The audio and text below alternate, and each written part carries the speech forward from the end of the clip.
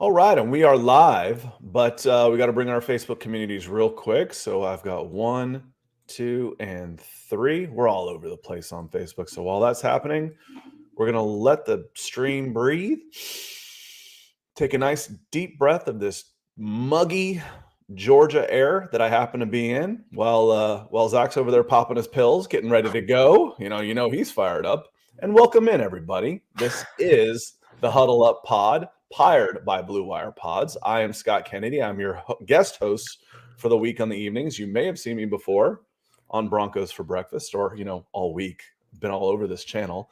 And this is my friend over here somewhere and co-host Zack Kelberman, who you know. And obviously, Chad keeps saying it, so you must actually love him because you keep coming back.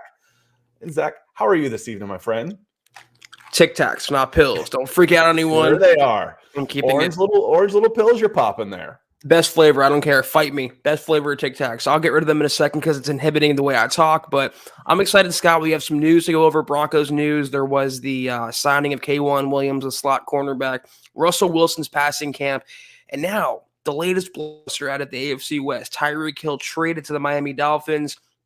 A lot to go over tonight. Happy to join you. Happy that you're on here with me. Let's get into it. Yeah, is this more exciting than the regular? I know it is for Broncos fans and us here in Atlanta. The offseason's definitely been more exciting than the regular season. But we've talked about this before. I feel like we say this every night because something else big happens. Not all off seasons are like this. They can't be. They just can't be with multiple huge picks, swapping all these picks. There's only like 12 teams that have first-round draft picks this year. Everybody else is giving them up. Quarterbacks moving, big-time wide receivers moving. It's just been crazy. For the Broncos' point of view, again, you alluded to it just a little earlier. Tell us about the Broncos' new corner. Well, this is a guy, he's 31 years old. And he's a lot like Bryce Callahan, K1 Williams, in the sense that when he's healthy, he's a fantastic player. He has Pro Bowl upside. The problem is he's missed a handful of games the last couple seasons, but 2-year, $7 million commitment. You're talking about a 3.5 APY, $3.5 million for a starting slot cornerback. It's pennies on the dollar. Great addition, I think, to what the Ojabo Evero defense is going to be. He'll operate right in between Patrick Surtain and Ronald Darby as a slot corner. They have the same Bassey as well, Michael Ojemudia, but just check off another roster need heading into the draft. George Paton's putting himself in a position, Scott, where he can go anywhere he wants at number 64 on. He's not backed into a corner. He doesn't have to take a player for the sake of taking a player, drafting for need. Solid pickup. I still would have maybe preferred Bryce Callahan only because I'm familiar with him and I know what he can do when he's healthy, but they needed a guy. They got a guy, and they got him pretty cheap. So I'm pretty. You mentioned $3.5 million. Shoot, the Falcons pay more than that every month to Julio Jones and Matt Ryan to go play for somebody else. It's fun watching an organization with the resources and know-how to put it together. And hey, we need another corner. Let's go get one. We need a quarterback. Let's go get one. And every team has George Paton as a GM. The Broncos are blessed. Started the draft yet? Here we go. Let's draft. And all this is even pre-draft. It's been a lot of fun for sure. But speaking of corner, the brainstorm came in early. Appreciate you, the brainstorm, with the 3. The 3 still works. That's what's cool. All of y'all with threes, I've told y'all before, 3's my number. We won't get into why, but that's my number. So it always works for me. But he says, do you think we should have Patrick Surtain play like Ramsey from the Rams? Just line him up with the number 1 receiver. Before I let you answer that one, Zach, I don't know. You've heard me tell this story before about Deion's first meeting with the Cowboys. Evidently, he walked into the room. They're going through all these schemes, and he walks up to the board and circles the number 1 receiver and says, I got him. And then he's like, puts his headphones back on. Should the Broncos just say, hey, Pat, shut this guy down, and then we'll worry about something else?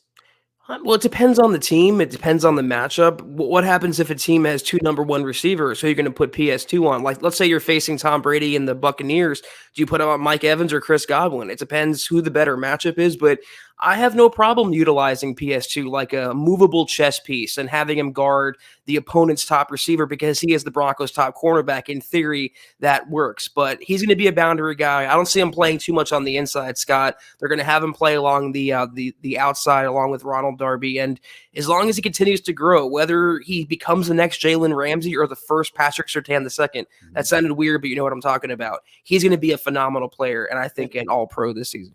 My comp for him, because I'm an old guy, so it makes me the guys that hit your brain first are the ones that stick. They leave the impression. Whenever you think of somebody, an old guy always remembers old guys. So my comp for Patrick Surtain was someone like, at the upper echelon of what he can be, was someone like Rod Woodson with how physical he was. Rod could have been a safety. He was one of the most physical cornerbacks to ever play this game. That's how Patrick Surtain can be. I like the idea of building enough depth everywhere that you're stick to your scheme. I don't want to have to worry about, okay, well, if he's over here on this side, the number one's in the slot, then you're moving everybody around all the time.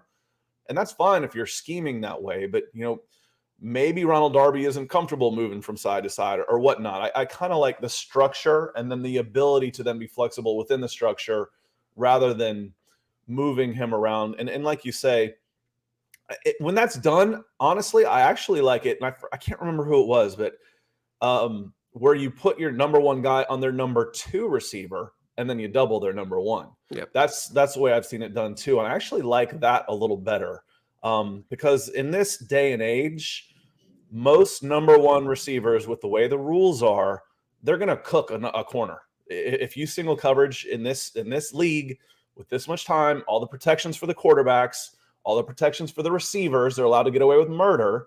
You're not allowed to touch them or jam them or anything, and they can still manhandle you.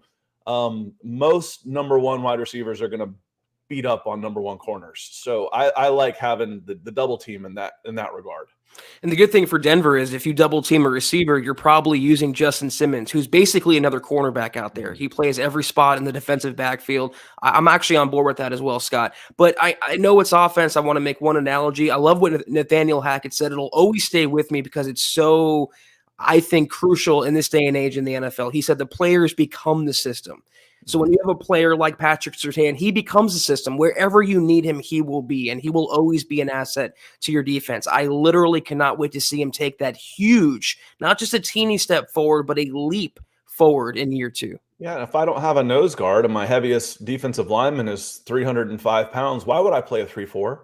You've got to be adaptable based on the pieces that are. If you are scheme dependent as a coach, then you're not a very good coach. You've got to be able to adjust. And one of the phrases I use all the time is I don't spend too much time planning because plans change, or to be more clear about it, as Mike Tyson once said, everybody has a plan until they get punched in the mouth. Then you've got to be able to adapt, and with Mike Tyson's coming at you, you're best just going ahead and going down and crawling up in the fetal position and say, count to 10 so I can go home and collect my check. Speaking of counting 10, let's give Naj a round of a 10 count applause here, coming in with a big orange super. We appreciate you so much, Naj. He says, hey, brothers, love seeing, he's just going to help lead us into one of our next talking points here. Hey, brothers, love seeing Russell building relationships with his teammates so soon. Great leadership, in my opinion. Thoughts on K-Jax? Would love to see him back, but you think it's better to let the young guys play. So, you're out there, he's kind of putting together a hype video almost, and I don't know where that field is with the 3 on it. Is that his own freaking yard or something? It's his backyard. It's insane. Most of us have seen it by now, where he's got those guys out there running and, in his own private yard. And it's fun. It's a hype video. Like you needed any more reason to be hyped about Russell Wilson. It's still just March. It's just, Zack, it's only March. How are we going to make it? I mean, we could pull it up, Scott. I posted about it on milehuddle.com. There's an article, if you want to read it, where it shows the impromptu passing camp. Not really impromptu, because in his introductory presser on the 18th, Russell Wilson said, we're going to get these guys together. We're going to go build some chemistry. And literally days later made it happen, brought them all to California. There was Cortland Sutton, Tim Patrick, Albert O, Kendall Hinton, Josh Johnson, who just signed the backup quarterback. Brett Rypien was out there. Andrew Beck was out there. He's already endeared himself as the leader, the face of the Broncos franchise. And the number one video he put out before the Broncos official account started tacking onto it. It was a long, deep shot to Cortland Sutton. Feast your eyes on this, Broncos country.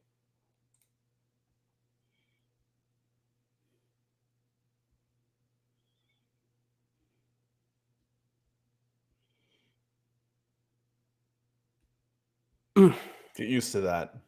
Yes, sir. Just get used to that. Look at this. Get used to that celebration. Russell Wilson throwing to Cortland Sutton. I got goosebumps all over again. I am still so hyped by this trade, Scott. KJ Hamler was out there as well. Forgot to mention him. Jerry Jeudy wasn't, but he had some sort of family emergency that was making the rounds on Twitter. Everyone loves to pile on Jerry Jeudy, but man, just seeing Russell Wilson in a Broncos helmet throwing to Cortland Sutton and showing what this Broncos receiving core will look like with a bona fide quarterback under center. Man, I am ready for September. The guy's straight out of GQ, for goodness sakes. I mean, he's good looking, he's charismatic, and he's good. I mean, he can own the city for the next 10 years. Russell Wilson, all those things to go along with it. And thank you so much, Naj, coming in. I know we got to show that a little bit last night, and people were psyched, but I mute it because I don't know what the music track is like. As far as this one, we can get away with that, but I do mute that one. So if you want to watch it, it's still the #1 video on Mile High Huddle, and it's also on Russell Wilson's Twitter page. George Fox coming in with some stars. I feel like we just took over the West now. Thank you, Miami. DB for life. MHH for life. Well, that's real quick. Awesome, George. Scott, we're going to get into Tyreek Hill in just 1 second. That's another topic we wanted to hit. But in terms of Kareem Jackson, like Naj was asking about, after the J.R. Reed signing, they brought in I'd say a backup special teams type of safety. That would signal to me that Kareem Jackson's not coming, because what would you need him for by that point? Just leadership, or you're going to waste money on having a cheerleader in the huddle or on the sidelines? You have Caden Stearns, you have Jamar Johnson. Hell, you even have PJ Locke. You brought on J.R. Reed. I don't think he's useful anymore. Same with Bryce Callahan. Once you bring on K'Wan Williams, do you really need another cornerback of that ilk?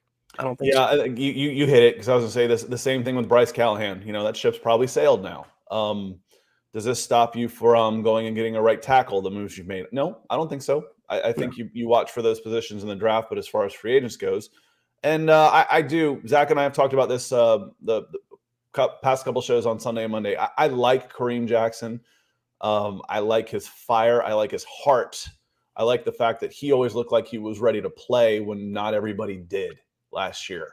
You need guys like that, but he's 33. He's past his best, and his best probably isn't good enough anymore. Not for where you want to be. I understand it. Doesn't mean I have to like it, but I understand it.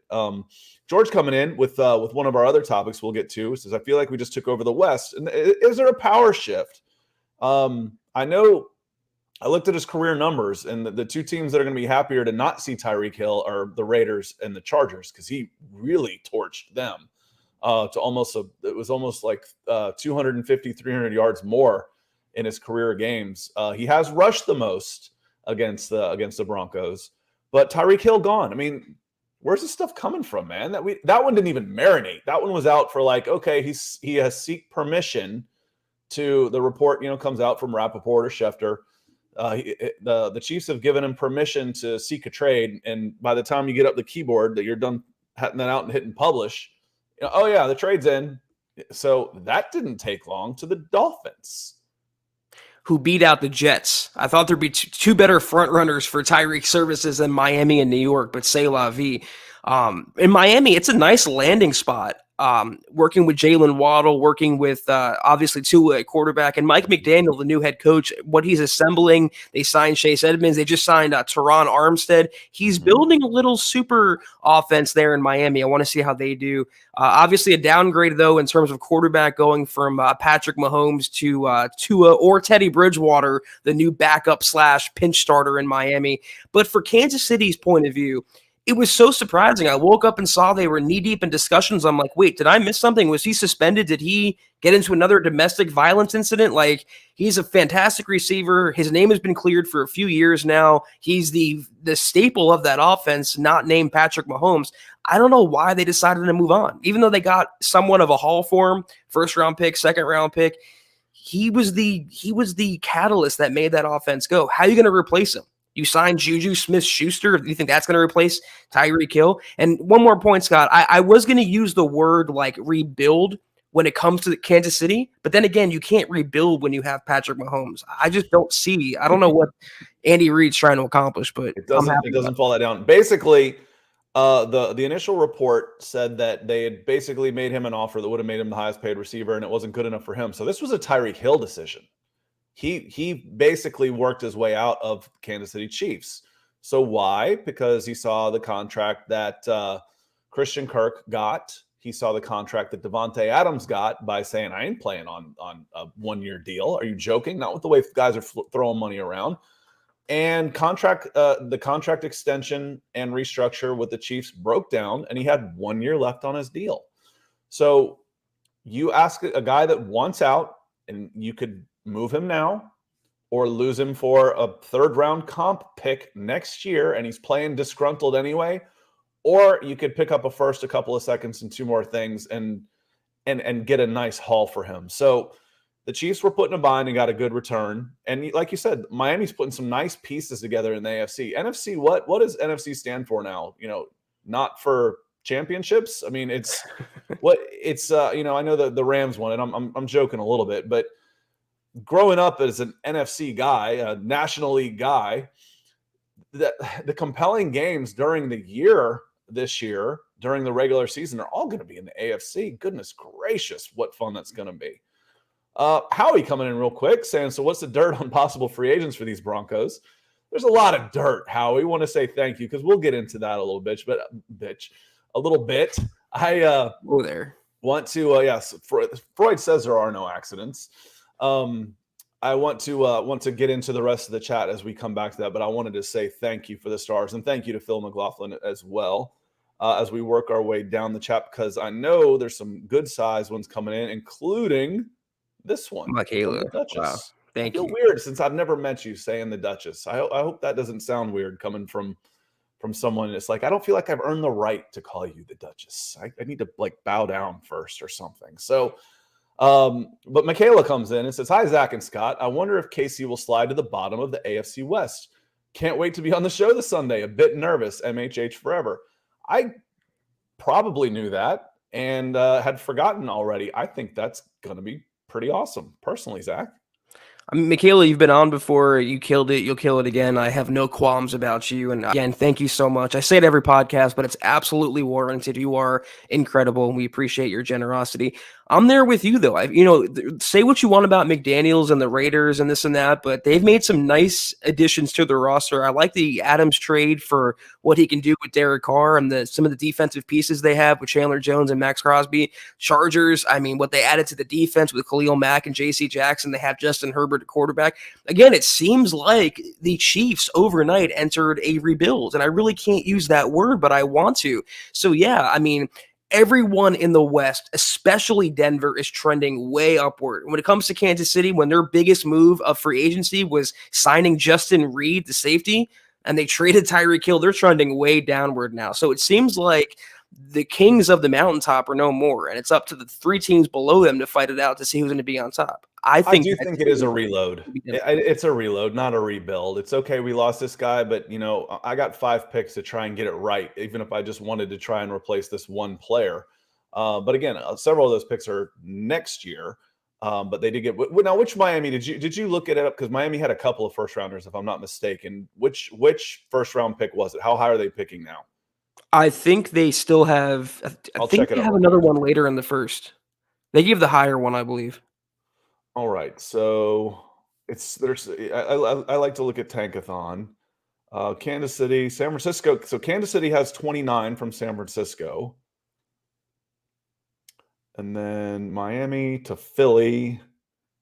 I can't even find them. Maybe Tankathon has an update. There's so much. It looks like my notes all chicken scratch. Yeah, I can't even. They're saying 29th in the chat. So 29th. Okay, so that says San Francisco to Kansas City, so maybe that wasn't Miami's original pick. That was part of another deal. Miami is still picking. I don't know. I can't find it. 102. So Miami's first pick now is 102. So they're not in the first round anymore. So again, but do you mind? Do you mind if you're the Raiders? Do you mind that you don't have your first round pick? If you're the Broncos, do you mind that you don't have your first round pick?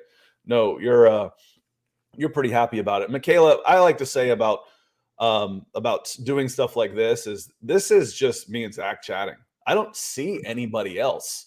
And I used to use this joke when I do public speaking. Scotty, you get nervous doing television? No, that doesn't make me nervous. What made me nervous was being introduced as the Auburn guy in front of the Red Elephant Club and 300 Alabama fans.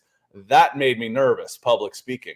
This is a piece of cake. This is just chatting with Zack. So we have a good time with this, and you'll be just fine. And Steve coming in, flashing the super chat. I'm excited about the additions we've added. I also love seeing Danger Russ working with the teammates. Let's ride. State of being the Mile Highlander. What was encouraging, besides obviously seeing Russell Wilson in a Broncos helmet and throwing to the receivers, was that KJ Hamler was not only out there, but he was catching passes. And that's 6 months removed from tearing his ACL and some other damage in his knee. So he's right on track to be ready for week 1. And this offense is just loaded for bear. If they don't make another move on offense, and I think they're going to add another tight end, I may just have the war chest is full. This is, I think, the best complement of weapons that Russell Wilson has ever had on paper anyway. And it's just so exciting to ponder. You can usually do that for 1 year.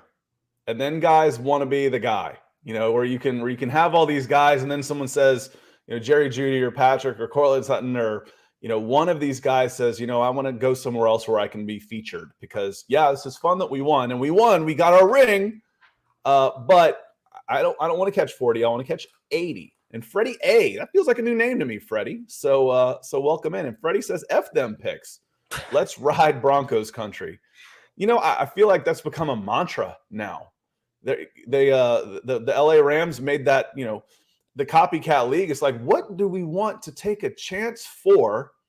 And that's what's so crazy, Zach. When we talk about giving away all this stuff, the 49ers gave that many picks away for a guy who'd never played above 1AA, whatever they're calling it now, football championship series or something. 1AA and Trey Lance, or I could go get Devontae Adams, or I could get Russell Wilson, or Tyreek Hill or somebody like that. So, yeah, it makes sense. What are those picks? The picks are fun. The picks represent hope, but established football players are more valuable. And how's that working out for San Francisco? Apparently Trey Lance isn't ready, and they're going to have to maybe run it back with Jimmy G coming off shoulder surgery. So quite the hill to climb back there for Kyle Shanahan and John Lynch. But we appreciate you, Freddie, and I agree. F them picks, baby. Let's go win a chip. Yeah. What I don't typically like is when you're trading for the unknown. When you're dropping all those picks to move, you're trading 3 picks for 1 other pick.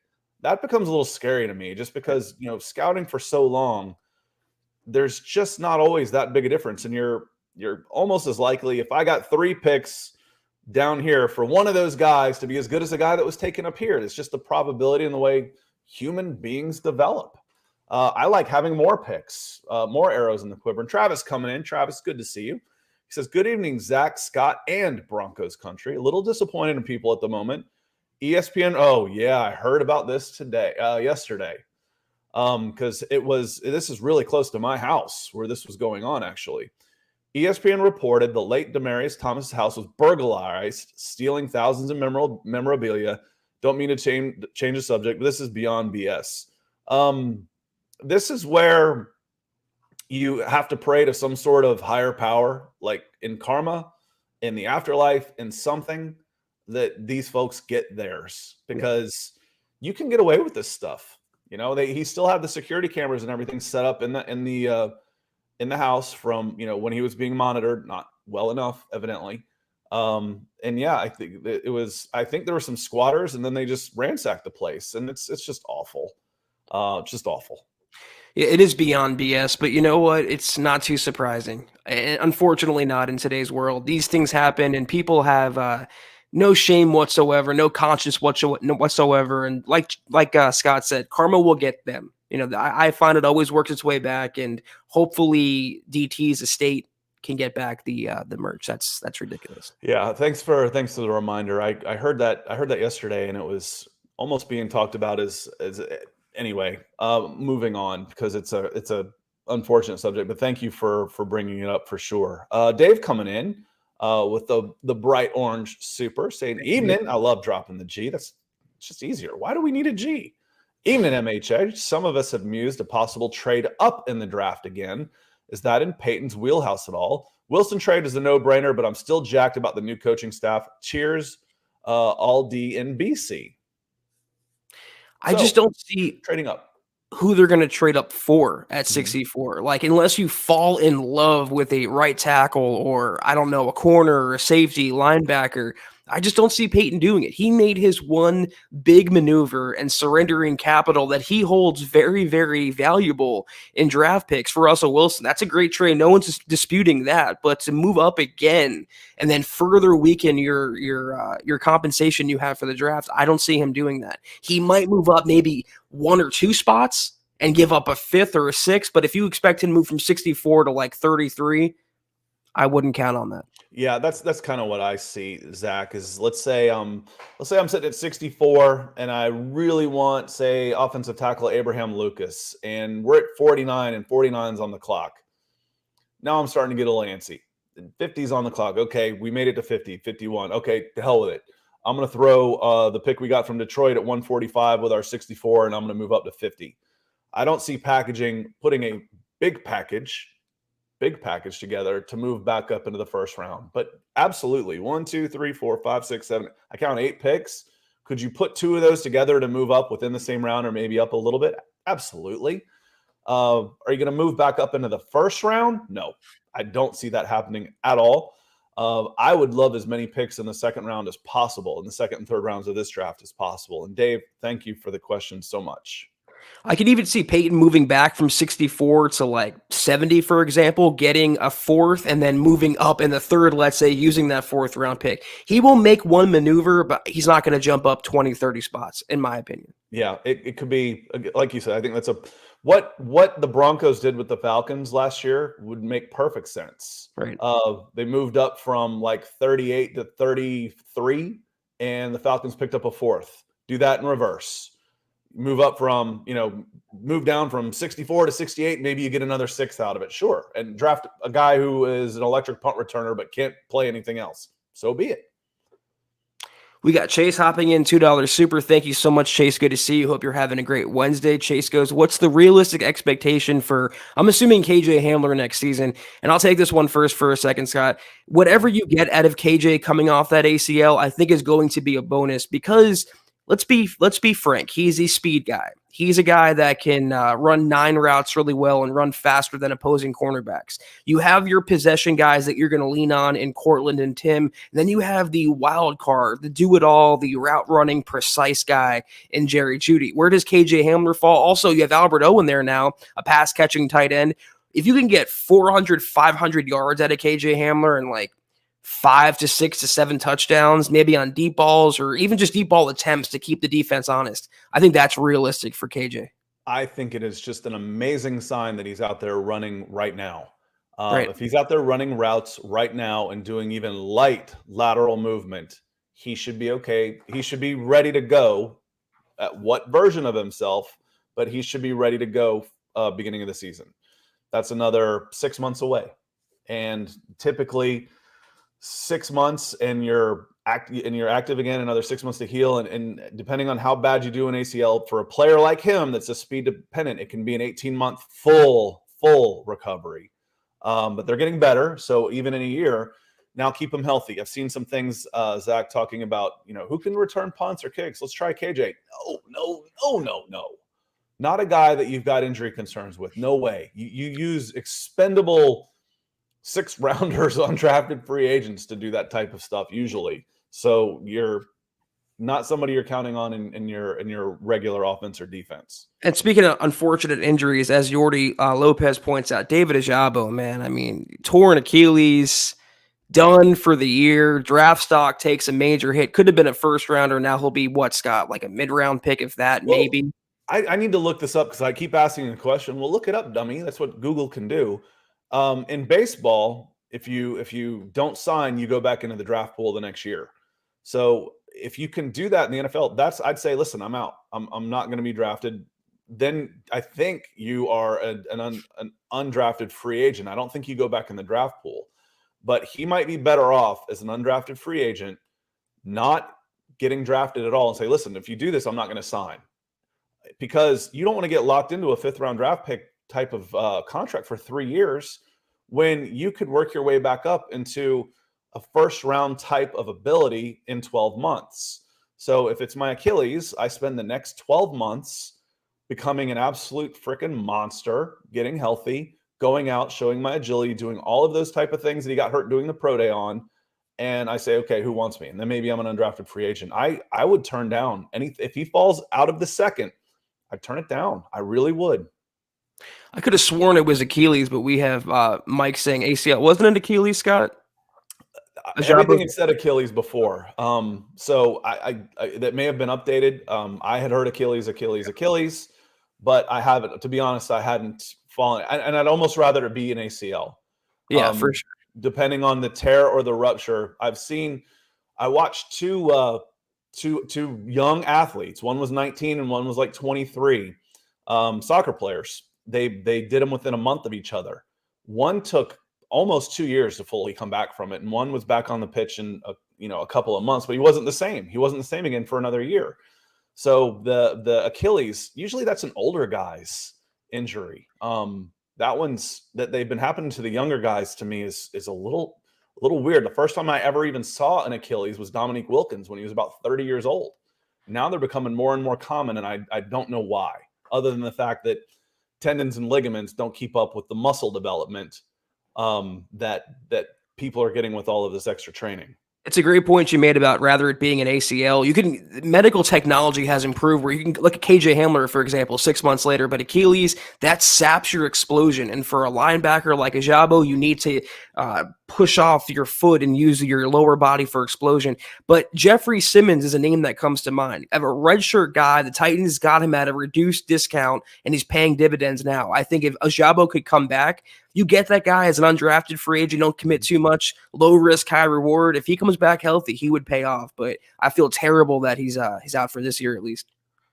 Yeah, and G Hill coming in with waving the orange in front of us again. We'll love it. He said, good evening. What do you think about Kwan Williams signing? I don't know much about him. DB Denver Broncos for life, MHH for life. And as far as his power rankings go in the AFC West, 1 Broncos, 2 Chargers, 3 Raiders, 4 Chiefs. Can you tell us a little bit more, just real quick, about Williams? Just we've got people coming in all during this broadcast, and just recap what are the Broncos getting at their new corner? Well, I did y'all a favor. I just put my story that I wrote in the side chat. You can pull up the story and read a little more extensively about Kwan Williams, former undrafted free agent, began his career with Cleveland. He was part of the PFF all-rookie team in 2014. He's battled some injuries, but found a little bit of a niche for himself in San Francisco, kind of like the Bryce Callahan out there. He held up the slot pretty well in pass coverage, really good in run support, and he had his presser today with the Broncos and expressed how much he loves blitzing quarterbacks and getting after quarterbacks. So kind of a do-it-all corner, and again, it's a good signing, but an even better value. When you're getting a starting slot guy with experience coming from San Francisco and that defense for $3.5 million for 2 years, another feather in George Payton's cap. I love it. Like I said, Almost I love John value. Value is what I love. Value. Speaking of value, Corey H coming in for some value, talking about the possible decline of the Chiefs. This is the bill has come due in Kansas City. It was inevitable. Now is our time to pounce. And the idea that the salary cap is a myth is also flexible. Typically, it's a myth if you have a bunch of cash and your players are young enough that you don't mind extending them and they're good and you want to keep them. Because when you run into trouble is when you cannot extend them anymore because you don't want to. And their dead cap number because you've been pushing this back and pushing this back and pushing this back is so high you can't get rid of them. Let me point you to the Atlanta Falcons. Deion Jones, for example. Deion Jones was a linebacker that signed a big contract, and he isn't playing very well. He got a big restructure, and his dead cap number now is more than his salary is. It's like $29 million, and his salary is $20 million. You can't get rid of him. And you don't want to extend him because he's not playing very well. But when you've got a young team that's good, then you can keep on doing that. Okay, they did that with Matt Ryan forever. That's why his dead cap hit was so big. Now he's 37 years old and he still has a 47 million dead cap number that they had to move him to knock it down to 40. So the build has come due in KC, but how do you get around that a little bit? You move one guy and pick up some pretty good draft picks. So with one, and the thing is about this, Zach, and then I'll turn it over to you. They made him a good offer. It's not like they got rid of him because they couldn't afford him. He was ready to go. That might be the talking point here. Tyreek wanted out. I still think maybe there's something that went on behind the scenes that hasn't been publicly disclosed yet, knowing Tyreek Hill and the situation there. There was also that acrimony reportedly with Eric Bieniemy and Patrick Mahomes. There's a lot of going on behind the scenes, I think, in Kansas City that we're not privy to. But yeah, I mean, I'm not going to say the salary cap is a myth. It's not fake. It's a literal real thing, but it can be manipulated so easily. And Kansas City was exhibit A in doing that when they re-signed every player, including Mahomes, to massive contracts. Now, I wanted to use the word rebuilding, but when you have Patrick Mahomes and you have Andy Reid and you have Travis Kelce and you have a good O-line, you can withstand the loss of changing out your number one wide receiver, as good as that wide receiver is. I still think Kansas City is going to go take a few steps back, maybe be like a 11-win team for once and not make the AFC title game or Super Bowl. But the West is going to be up for grabs, man. It's going to be open for the taking. And if the Broncos can guard the tight end and guard Travis Kelce and put up points against that Kansas City defense, they'll have a chance not only to end that losing streak, but to get out the brooms and sweep Kansas City. Oh, my. That'd be interesting. When it start a streak of your own, and frankly, if I'm a Denver Broncos fan, I'm saying the streak starts at 1. That's a winning streak, baby. Winning streak of 1. Get that first one before you start adding them up. Andrew Baker, going back to the quarterback and receiver talk with some stars. Appreciate you, Andrew. But he says it's old chicken and egg convo. Many subjective reads, but does a wide receiver make a quarterback look good or the other way around? I'd rather have the quarterback than the receivers. I'd rather have the really good quarterback because I think a bad quarterback can make good receivers look mediocre. A really good quarterback can make mediocre receivers look pretty good. And, again, here in Denver, you've had bad quarterback play and you think you've got good wide receivers, but you're able to sign them as a discount because they haven't been able to put up the numbers. Well, now let's find out. Now we know you've got a good quarterback. Now you know how good are these receivers going to be. So I'd rather have the quarterback in this one. How about you, Zach? I think the argument, the chicken or the egg, is the quarterback or the coaching. And, it's the Belichick versus Brady argument. Who made who? And we learned that it was pretty much Brady that made Belichick for the most part. But that argument, I can also apply that to the receivers and quarterbacks. Tom Brady won Super Bowls throwing to like Deion Branch and David Givens. When Randy Moss came along, they didn't win a title, at least in that undefeated year. 16-0 though. That was a 16-0 team. Come on, man. From it. I'm just saying, Brady looked good before and after Randy Moss. Good receivers can make a good quarterback even better, but if you have that quarterback, like Chad likes to say, it's the tide that raises all ships. They make everyone better around you. So yeah, I'm going quarterback easily. I go quarterback on this. I go quarterback before coach. If I got the quarterback, I can get the coach for the most part. In general. Broncos got both, baby. Let's go. Yeah, you hope so. Again, is Russell Wilson all washed up? Is this, this happy, super energetic guy just a goof that's going to fall flat on his face? I don't think so. But, until we see it, it's a possibility. But Travis coming in, double T or T squared. To me, he's just Travis Tarbox. Said, so excited to see Russ and the receivers working already. Brett Rypien was there also. The Rypien thing's still confusing to me, Zach. It's almost like the Broncos go out of their way to keep him around. They've got to have him on track. It's like, okay, Brett, we're done. You're done holding the clipboard. We want you to be a coach. I'm telling you, I see Kellen Moore with this guy. Well, I mean, what else could it be? He's not there to play football. Yeah, I've made that comparison so many times. He's literally Kellen Moore, and the sooner he retires, the sooner he joins a coaching staff where he's best suited. But he's smart to be out there. I mean, why not join Russell Wilson and soak up his knowledge and be involved with the team?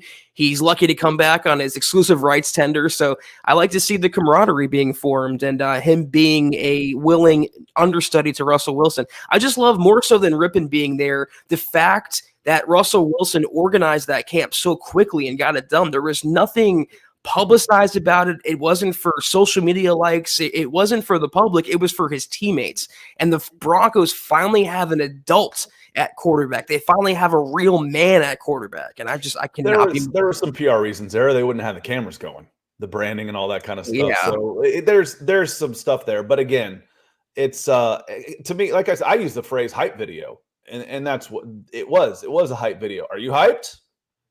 Did it work? Did it live up to its name? Yes. Yeah, yes, it did. Yes, it did. Awesome. I can't wait. GLP, always showing support to all of the shows because he says, Scott, you've been all over MHH. Zack and Scott, let's ride. You know who's all over MHH? Gary Leeds Palmer. So thank you. I could read this to you and just put your name in all of these. We appreciate that. We appreciate you that you're here. And I have a blast. I absolutely have a blast. I mean, I go up and down like this, highs and lows. I get all excited on this, and then I'm like mopey afterwards. And then, hey, another show. I'm psyched about this. I need these things. They keep me level. I have a great time being here.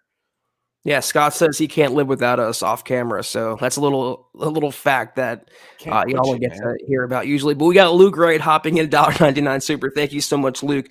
Is there any chance we can still get Bobby Wagner? I don't think so. The Alex Singleton signing and the Josie Jewell re-signing kind of signaled to me that Bobby Wagner wasn't in the cards. He might be too expensive.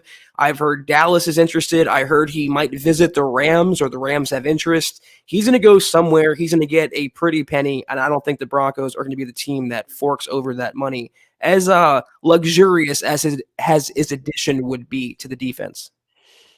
I don't think Bobby Wagner's coming either. Rams, you probably just said that Rams while I was looking over the chat here. Rams seem to be one of the places to keep an eye on. Travis coming in, given all the moves we made, what's your prediction for pick 64? I'll let you take first crack at that. Well, they still haven't signed a right tackle. I mean, Brandon Shell. I was pulling up my right tackle lists. Brandon Shell visited.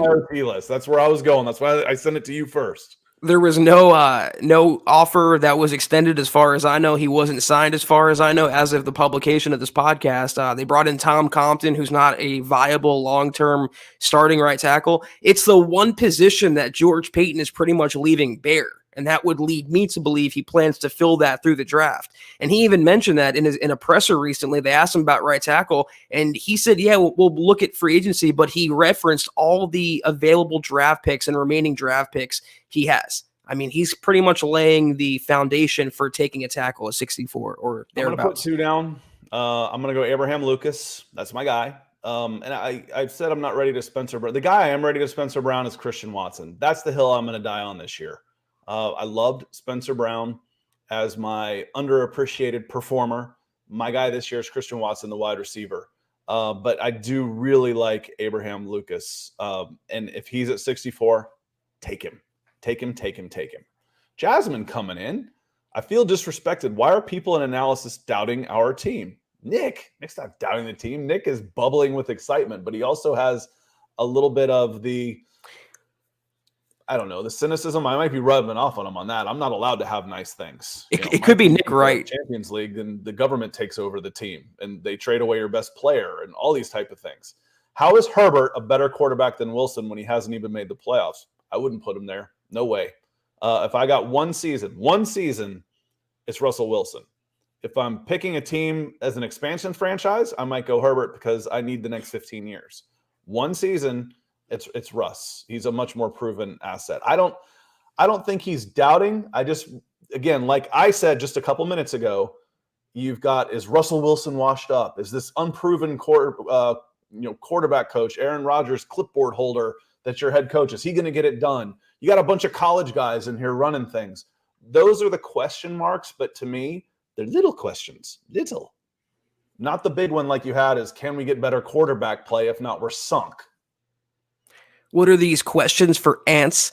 No, and I'm going to throw Nick a life raft here. I think Jasmine, and correct me if I'm wrong, means Nick Wright from FS1, the Chiefs fan who's constantly bashing the Broncos. I want to see his reaction to the Tyreek Hill trade. But anyway, Justin Herbert versus Russell Wilson. So Russell Wilson, a guy that won a Super Bowl, versus Justin Herbert, a guy that hasn't won a playoff game. Who's a better quarterback? I'm going with door number one. Russell Wilson is better than Justin Herbert, and the Broncos will be better than the Chargers in 2022. Thank you. Have a nice day. Yeah, and Jasmine, I'm sorry. See, I don't listen to those people.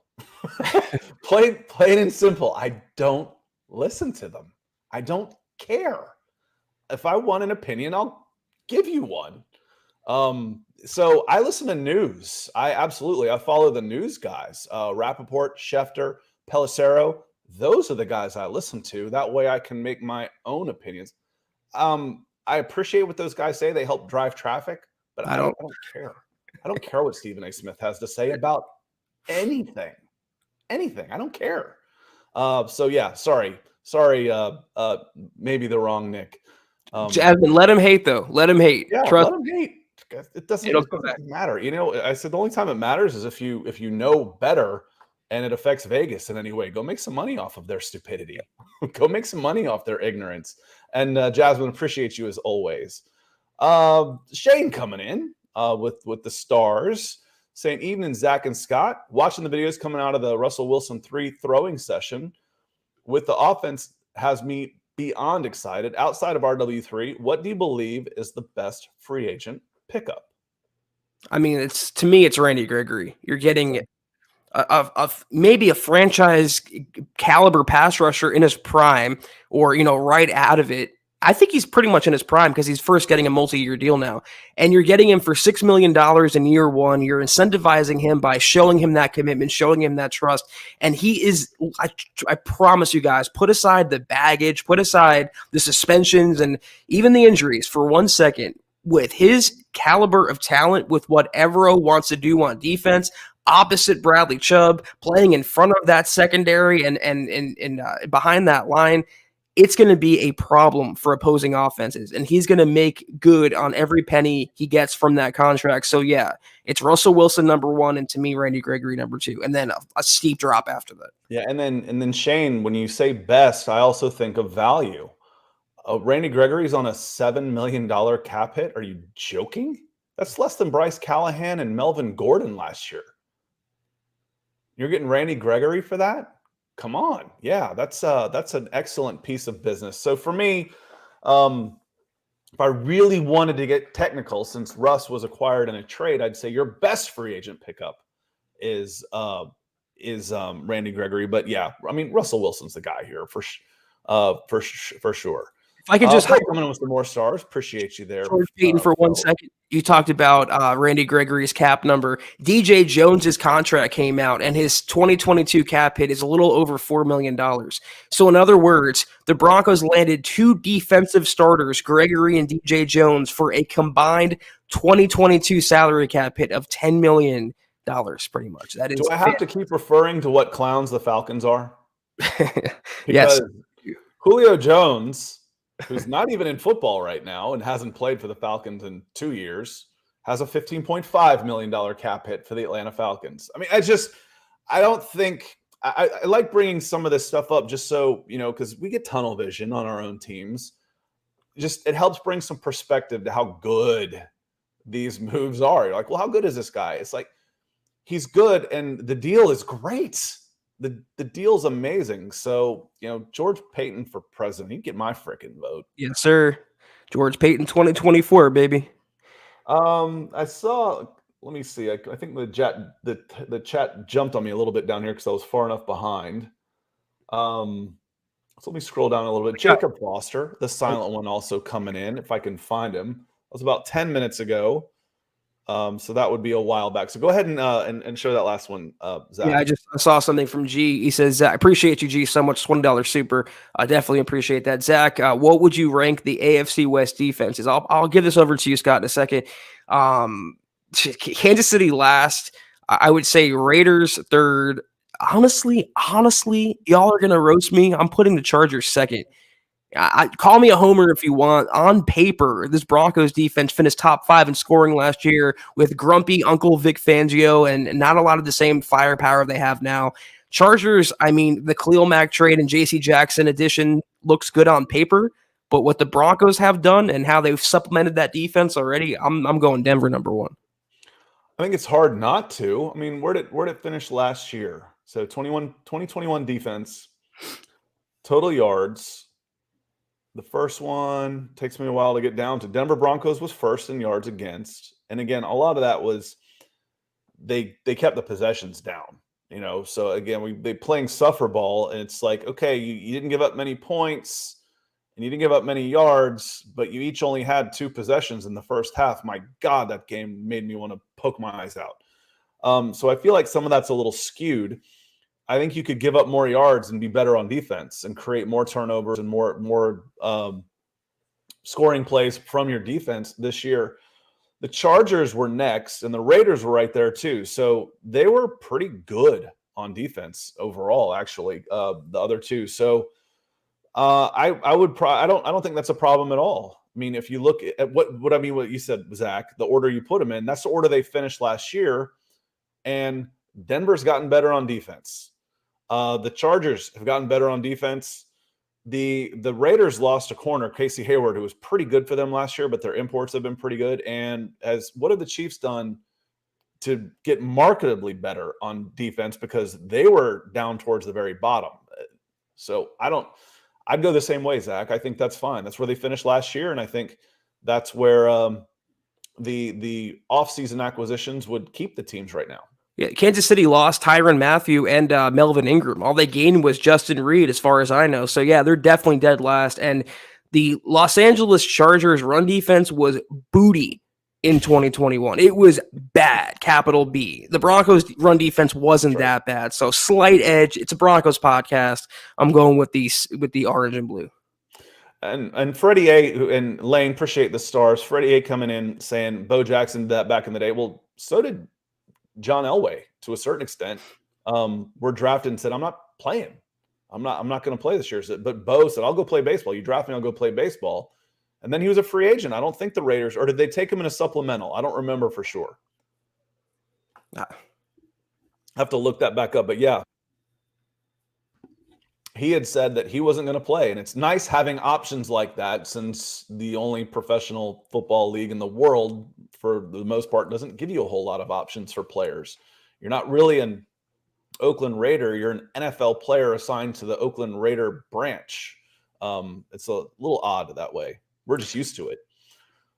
Go ahead, Zach. I saw this super come in, Scott. I want to grab it before it gets lost in the ether. We have Andre Benny. I'm probably going to butcher your last name, but Andre, we definitely appreciate you. It sounds like a newer name, and based on what you're saying, you are a new listener, follower, viewer, so we appreciate you. Hope you're having a great evening. Andre says, hi, gents. I'm from Switzerland. I follow the Broncos. That's crazy, man. Hashtag state of being.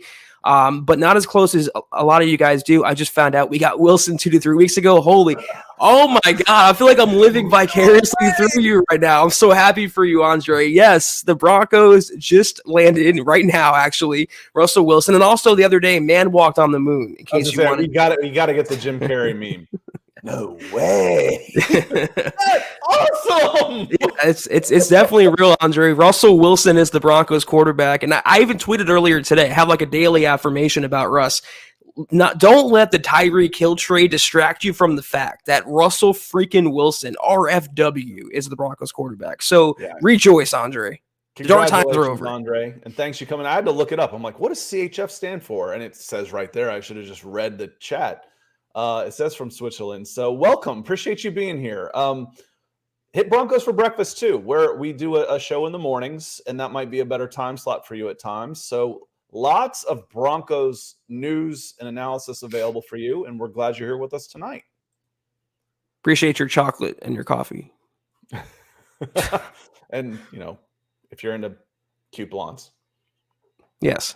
Or is that Sweden? That's Sweden. Either way, I'm good. Coming down, I wanted to find Jacob again. Jacob, we call Jacob the silent one, because Jacob comes in and just drops bombs, but never says anything.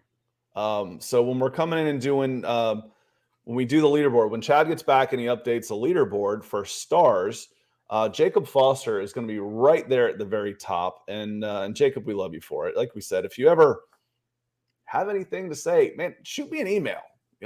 Hit me up on direct message on Twitter, something. Send me a friend request. So we, again, can't say enough. It's awesome, the support that you give the show. And when I say the show, I mean Mile High Huddle, the Huddle Up Pod as a whole, the entire family of it, because like so many of you, you support all of our shows. And again, like I said, I like doing this, but without y'all, I couldn't do it. You make it possible. So thank you from the bottom of my heart. And I know Zack feels the same way. Of course. Yeah. Thank you so much, Jacob. And we have a nice comment here from Travis. By the way, guys, we have about 5 minutes left to go. We're winding down. So any last minute comments, questions, concerns, or considerations, please put it into our side chat. But Travis says, great podcast tonight, guys. Want to take a moment and say thank you all at MHH. God, I can't read. MHH for your input, time, and hard work to keep us up on the info of our Broncos. Love you guys. Good night and go Broncos. Right back at you, Travis. We love doing it, man. We're getting on here and talking football. That's our job. And we're blessed to do it every day. We're even more blessed to have a following and a fan base like you guys. So we definitely appreciate you. And we're just want to put out good content. So we're happy that we're doing that. Yeah. And you came in also saying Russ even had Cushenberry there, getting to know his center. True. Good point. Awesome. It's awesome. Very smart on Cushenberry's part as well. Of course, if it was Teddy, Zack would be saying he was brown nosing, trying to push Drew out. But we won't get into that one. But guess what? I don't got to worry about that because Teddy plays for Miami. He's not a Broncos anymore. He's trying to steal his job. I'm not talking about Teddy Bridgewater, Drew Lock anymore. It's Russell Wilson. I had to get at least one of those in before this week was over. I had to. Okay, your quote is fulfilled, Scott, for sure. Mark's saying Scott never sleeps. Actually, 11 to 7, I'm pretty solid. But after 7 to 11, I'm probably working or at practice, one of the kids' practices. So it's been a long week. It's been a fun week. Zack, it's crazy. What are we, 2 weeks and a day away from Aaron Rodgers saying I want to come back, and then Russell Wilson stealing his thunder? Feels like 2 months.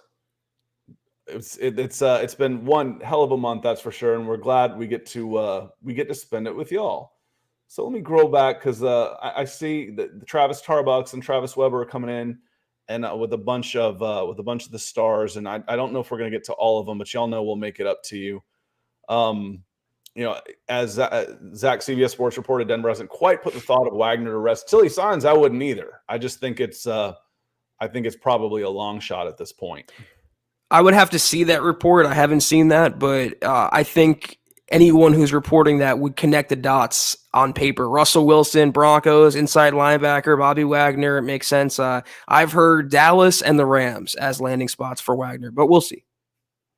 And Jacob Foster coming back in. Thank you so much on the stars. And let me scroll down, make sure we're not missing any. Claude coming in with his big hearts, because he's got a big heart, saying go Broncos. And then as we get here down towards the bottom, we're about caught up because I see Andre there. We got to Andre. I want to make sure we're not, again, Jacob. I mean, it's just awesome. Thank you, Jacob. Jacob, the silent one. Well, let's just grab this real quick because it's a topic that we haven't really broached, and we have a few minutes. So, Ovanis, I'm not going to pronounce your last name out of respect for you, but we appreciate your question. Is Alexander Johnson still available? Yeah, as far as I know, he's still a UFA. He hasn't been signed. He hasn't really received much interest. I haven't heard of any free agent visits for AJ, and he could put pen to paper for like pennies, like one year, $3 million, let's say. I just think the Broncos, they had a choice of bringing back Kenny Young, Josie Jewell, and AJ, and they chose Josie Jewell. And they also brought in Alex Singleton. How many more inside linebackers do you need? Jonas Griffith's there. Barrett Browning's there. You're good at inside linebackers. So the dinosaur could be. He may have had a similar deal. Sorry, Zack. You're good. I keep my volume low, and I think I didn't realize I was interrupting you until I saw your mouth still moving. Apologies. He may have had a similar deal that was offered to him, and we don't know that he didn't turn it down, right? Would he play on the deal that Josie Jewell got? No, I don't think he would. So it could have been a similar one. You offer both of them and say, who wants to come back? Maybe. I'm speculating completely here. That it might not necessarily have been a chose one over the other. I chose them both. This is what we've got to spend on this position. And because we've said before, Alexander Johnson got a late start to this game, and he doesn't have a whole lot of time left in the NFL. Right. He needs to go for the paycheck. And frankly, I wouldn't condemn him for that. I wouldn't do that to anybody, period. But especially for a guy like him who did get a late start into the NFL and was coming in one contract behind his peers that are his age. And as Avanis points out, he's great against the run. But yeah, so is Josie, and so is Alex Singleton, so is DJ Jones, who they just signed. They have enough run stuffers. They need guys that can cover tight ends, the Travis Kelce's of the world, and the guys that can run sideline to sideline. They had that guy in Baron Browning, and what they're doing with him is they're moving him to outside linebacker now. So I'm right there with you. I hope AJ gets a bag. He deserves a bag, but I just think they already have him on the roster. His name is Josie Jewell. They don't need another one of AJ Johnson or Alexander Johnson. Yeah, and I'm not convinced that Browning will be stuck at edge outside linebacker. Hope Until not. I see it happen, and that's a permanent move. For me, it's just talking about maybe experimenting, which is a big nothing at this point. John Clay Eventing coming in. Evening, gents. Please let the Broncos draft Troy Anderson. Scott, like your Hill for Watson. Anderson is mine. So excited for this year. And I was just about to say, Zach, there is so much speed at the inside linebacker position in this draft. Troy Anderson is one of those guys. If he's sitting there at 64, I'm okay with that pick too. Or again, moving up to 55 to get him. He's a guy I think that could go around 40 to 45. I liked him better than Muma at the Senior Bowl, and then he went and tested. They were very similar testers, but I liked Troy Anderson, what he flashed at the Senior Bowl as well. So I think that's a good shout. I like him a lot. Well, here's my problem. If you trade up for Anderson, he's locked into a starting spot. You give Josie Jewell 2 years, $7 million guaranteed, I think it was. He's locked into a starting spot, and then it means Baron Browning's converting to OLB permanently, more than likely. So I wouldn't mind picking up an inside linebacker with speed, but you already have that guy on the roster. What you don't have is a right tackle long-term on the roster. That's got to be the Broncos' first priority. Yeah, again, just saying, depending on his area, Lucas is gone, Raymond's gone, all those guys are gone. The phrase y'all have heard me say before, it's not the guys you miss that kill you, it's the guys you take and can't play. I'd rather take Anderson than reach on a right tackle if the right guy isn't there. But my point is, I like this guy a lot, and he does. I do think he brings something a little different than anybody you have on your roster right now. Yeah, people asking about the Broncos bringing in Leighton Vander Esch. I wouldn't want him if he was available, but he re-signed with Dallas on a 1-year deal. That's a guy who is completely washed, and I'm happy the Broncos went nowhere near him. As Dylan says, guys, great conversation. As always, make sure you smash that like button on the way out. I promise you, as Dylan says, a little goes a long way. But I think, Scott, unless we have any backed up supers. Claude coming in shilling for us. How am I not going to show this? Don't forget to like and subscribe and share. Plus a great extra content for less than a cup of coffee each month with his, like your show that you like to talk about on Kelberman's Corner on the Facebook, because Claude's on Facebook. Appreciate you so much, Claude. If you don't take it from us, we got a late. I was going to say take it from Claude. We got a late super from Andre over there in Switzerland. Thank you so much, Andre. Viewer since the 2017 season, I'm assuming. Broncos fans since 2009, 2010 exchange year in Colorado. Keep up the good work. We appreciate you, Andre. Absolutely. Make sure you keep tuning in with us and drop us some more comments and questions. We love to interact with you. Thank you. Yeah, appreciate you being here. And again, Broncos country is worldwide. Literally, I can name 10 countries where we have people from this show. And I love the diversity. We're glad you're here. It's like the Huddle Up Pod UN. It's amazing. I'm going to give Twitch a little love. Savage Boy Kev. Did you guys? The answer is no. Did you guys see? I didn't. Yeah, I don't really care what he tweeted, but let me know. I'm intrigued now. I'm not going to take my time to look it up, but let me know, Kev, what he said. I don't care. It doesn't matter. But I'm still. It's like a car accident. I can't look away. I can look away. I'm just like this constantly. I'm just driving. I'm like, I should look away. Yeah, and see, I'm the one that is behind you honking the horn. I said that rubbernecking should be terminal. Oh, look, and they just die right there. I'm like, now we got something to look at.